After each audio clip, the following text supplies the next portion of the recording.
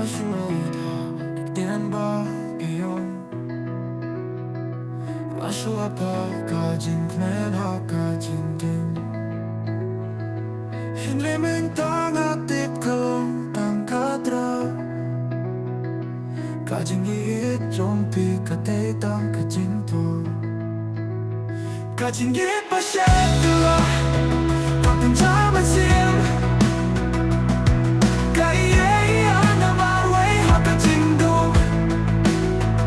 Kajing iit pa siya dula Kumasabog ang kajing mo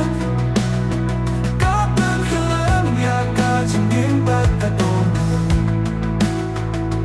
Kajing kular jongki Mentakakala jendono hey Kajing pens ngiu pa jompi Mentakakala jemanso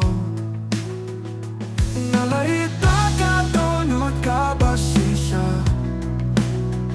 Hindray pila penjaya Kajing iit jonga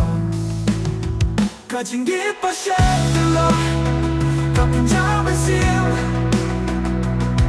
Kaiya na marway hakajing dong Kajing iit pa siya dula Kumasabog ang kajing mo Kapag halam ya kajing imbat katong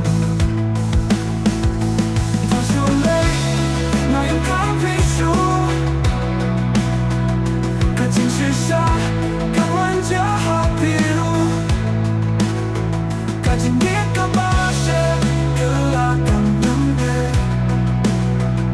Kajing sisa Ang mga nambang Kajing iit pa siya Gelakang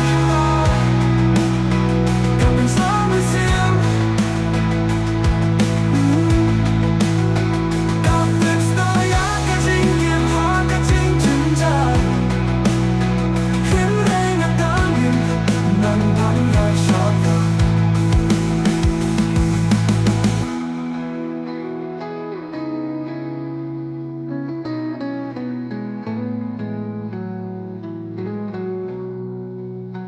Kajing iit pa siya dula